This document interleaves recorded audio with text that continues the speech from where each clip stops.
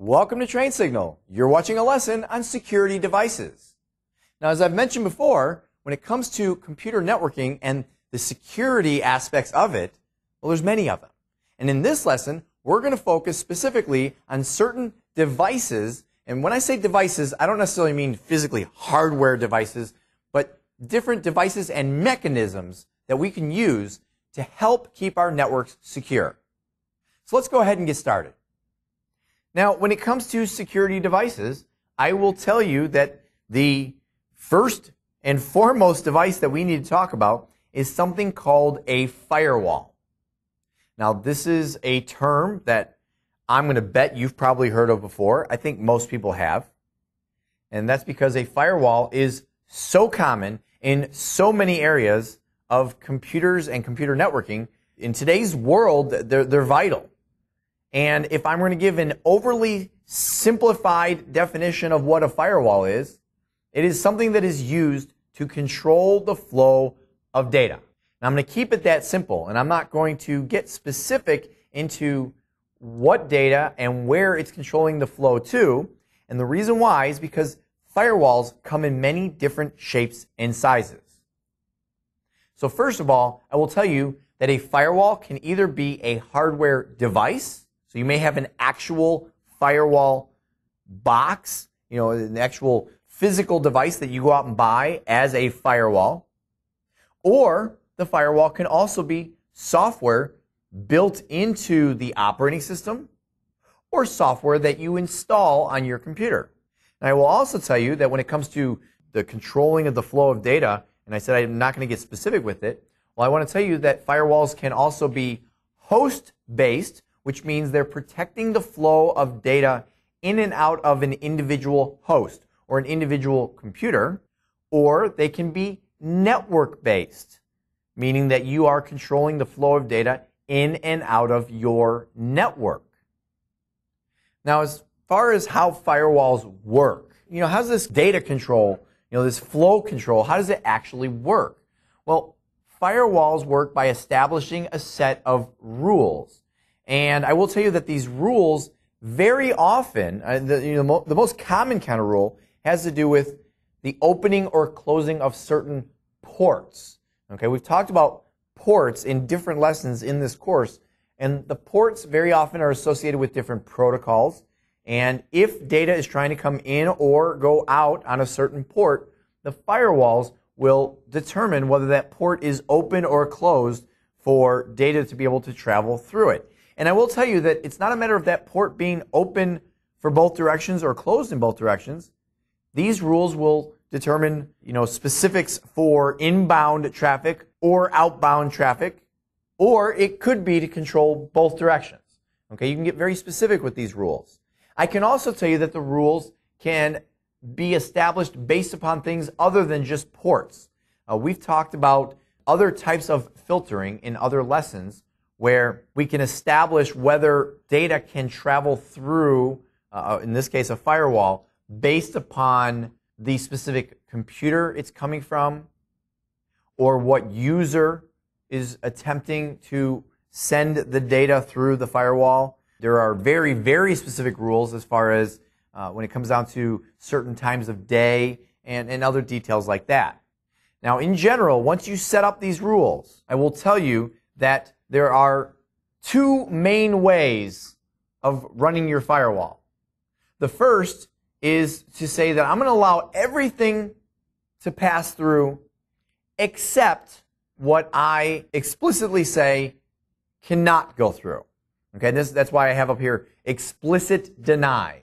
In other words, data can flow through this firewall all it wants to unless I've explicitly said, no, that particular traffic does not get through. So that's one approach when it comes to your rules, is you say everything's open and I'll make specific rules of what doesn't get through. The other version is the exact opposite. It's block everything except for things that I say can get through. And this is what's called implicit deny, meaning by default, nothing's getting through this firewall unless I say it can.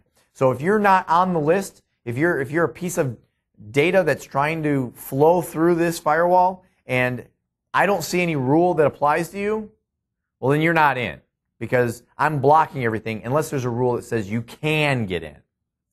Okay, so keep that in mind, that these are the two different approaches to setting up your firewall rules.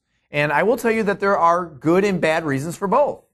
I mean, you really have to determine your environment and figure out which one makes the most sense. Because when you go with allow everything except for what I block, well, that's very convenient because stuff just works.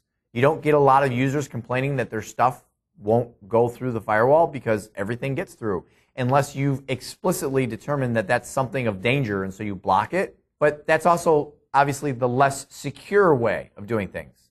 Now, if you go the other direction where you say, I'm just going to block everything, and if you want to pass through this firewall, you have to give me a reason to create a rule, well, that's much more secure, but it's also a much greater nuisance.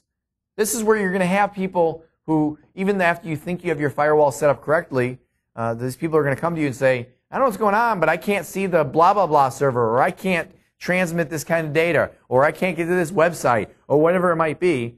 And you're thinking, well, I don't know why not. And then you're going to have to go look and see, oh, you know what? I didn't put you on the set of rules to let you do that.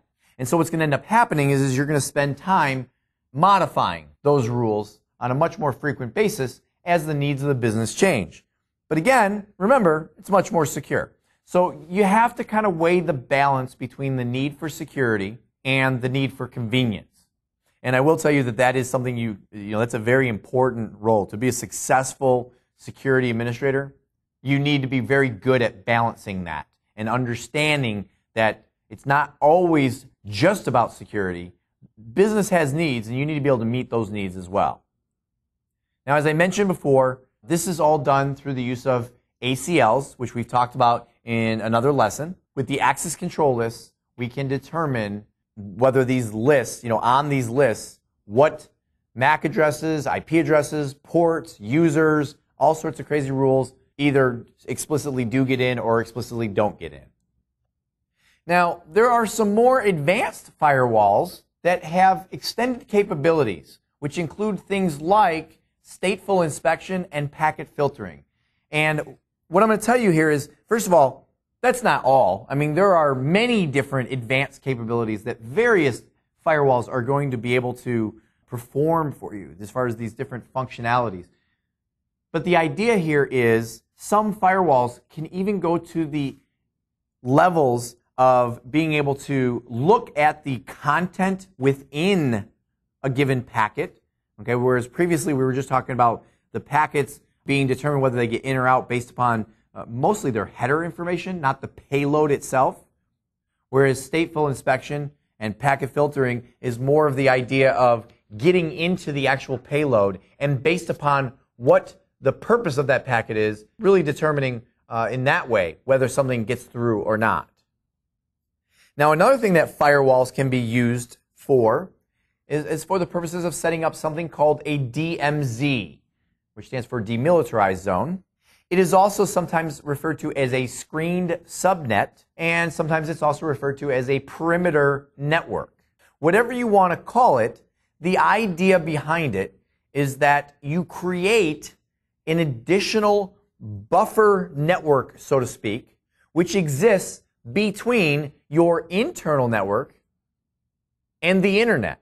And so the idea here is that you may have certain servers, or we'll just say certain systems, that maybe you want to have accessible to the internet. A very good example would be a web server. Maybe you want to go ahead and have a web presence. It's a good idea in today's world, right? To go ahead and have a website, and so you have to have that web server, which is hosting the website. And this is a server you want to let people from the internet get to. But the problem is if you just have a web server on your internal network and you use a single firewall to allow users to come in from the internet, and as long as they're coming in on the correct port, they can get to that web server. Well, here's the problem. As long as they come in on that port, they also have the possibility of getting to the rest of your internal network. That can be very dangerous. So by setting up the DMZ, you create the environment where they can go through a firewall to get to the web server, and you want to have that firewall to get to the web server. Because some people will ask me, why don't you just put your web server on the outside of the one firewall that you have. Well, that's all fine and dandy when it comes to protecting your internal network, but what about protecting the web server? I mean, you still want to have some level of protection on that web server, so you have one firewall for that purpose. But then in order to get past the network that the web server's on and get to your internal network, you'd have to pass through another firewall. And very often the way these firewalls will be set up, you'll have different ports open so that the port they're coming in to get to your web server is not a valid port to get to your internal network. Another method that is used here, if you are truly using two separate firewalls like I have illustrated here, is you might use two different manufacturers or two different technologies of firewall. That way, if somebody has gotten wise and has figured out how to hack your firewall, great. They hacked the outside firewall, and hopefully before they figure out how to hack through the completely separate firewall that you have on the inside, you'll notice that they're roaming around in your DMZ. Now, another way of setting up a DMZ is you can do it with what's called a multi-homed firewall, where it's really just one firewall, but it has three network cards, one that connects to the internet, one that connects to the DMZ, and one that connects to your internal network. And so the processing of having a completely separate network is not physical like I have illustrated here, but it's done logically with the software. So now that we know about firewalls, right, because that's, like I said in the beginning, that is the first and foremost, most primary device that you need to know when it comes to security. Let's talk about some other security devices that you should be aware of to keep your network secure. First, we have something called an intrusion detection system, or an IDS. And just like with the firewall, an IDS can be either host-based, meaning you're doing your intrusion detection on a single computer, or it can be network-based. But the idea behind it is that it is used to help an administrator recognize a possible attack. And again, the breakdown is it can be for your entire network or for an individual system. Now, with an IDS, what it's doing is it's looking for certain patterns of activity. And if it sees a pattern of activity that typically represents an attack, or it's very similar to an attack, then what it will do is it will typically notify the administrator. Whereas there's another type of device that's very similar, and that's called an intrusion prevention system, or IPS, where it works just like an IDS. And again, the breakdown is it can be for the network or it could be for an individual system. But here's the difference. When it recognizes the potential harmful activity, besides just notifying the administrator, it can proactively make changes to lock down and lock out the potential intruder. Now again, just like we've talked about with other things, there is good and bad that goes with this. The good is that rather than you, the administrator, having to be alerted, and then by the time you get involved and you make a change, with the IDS, the intruder may have already done what they want to do, the IPS is going to automatically do things on your behalf. So it's considered to be more secure. But if you are in an environment that presents what's called false positives, okay, in other words, you have an actual legitimate function taking place in your network, but it looks like an attack, well, now your IPS is going to possibly inconvenience people on your network because it's going to lock things down when there wasn't really an attack taking place, and then legitimate workers cannot perform legitimate functions.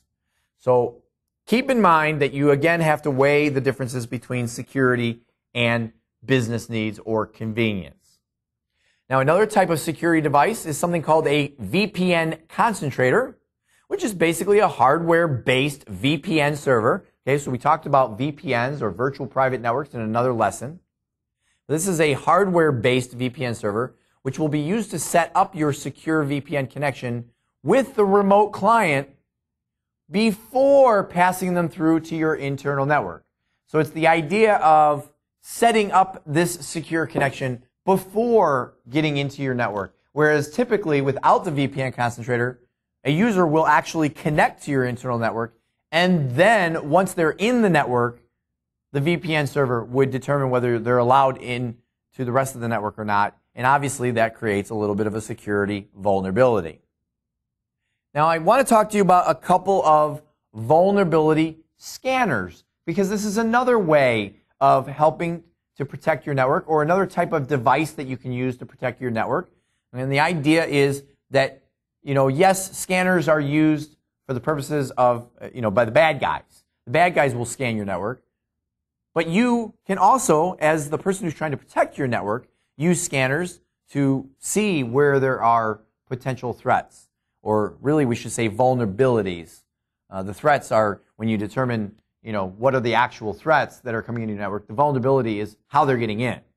So the first one is Nessus, Nessus, which is a comprehensive vulnerability scanning program which will detect potential vulnerabilities on your various systems.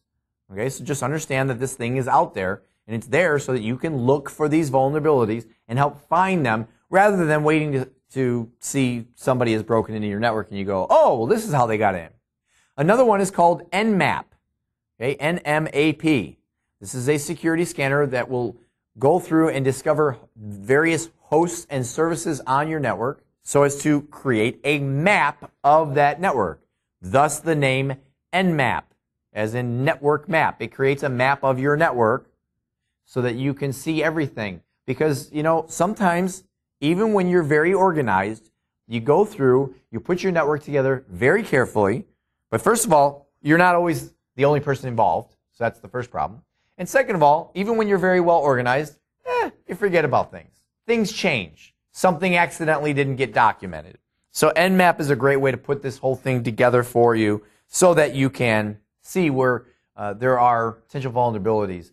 Maybe you have certain systems in a certain area on your network, and you say, aha, I need to make sure to lock that down. Now, this is a real fun part for me. I always like talking about a couple of these security methods that you can use called honeypots and honey nets. And the idea behind this is that this is a trap that you will set up that basically allows a potential attacker to come in. Okay, so it's a trap that you set up so that the attacker comes in, and then you, the administrator, can analyze how exactly they're getting in. So the idea is they get in, right? You have your potential attacker, they've come in, and you set up this honeypot, which is sometimes a fake system, but it's a fake system that has just enough information to keep the attacker interested, so that while they're in there messing around, you can look at it and go, how did they get in here, and what are they doing? And the honey net is an entire network of systems that you set up with, again, you have these intentional vulnerabilities, right? You give yourself you give your attacker the ability to come on in so that you can trap them. And you take a look at how they're doing it so that you can then protect yourself. So I love the idea of going ahead and setting up these traps for the attackers. And so that brings us to the end of this lesson, where we've seen that there are many different security devices and mechanisms that we can use to help keep our networks secure. Now remember, your primary defense is going to be your firewalls. I mean, that's why we spent so much time on it. But beyond the firewalls, there are a number of other different devices that you can put in place that will help you. Really, what it is it's kind of helping you keep an eye on the network. So hopefully your networks will be just a little bit more secure from this point forward. And with that, that's all I got, and I'll see you in the next lesson.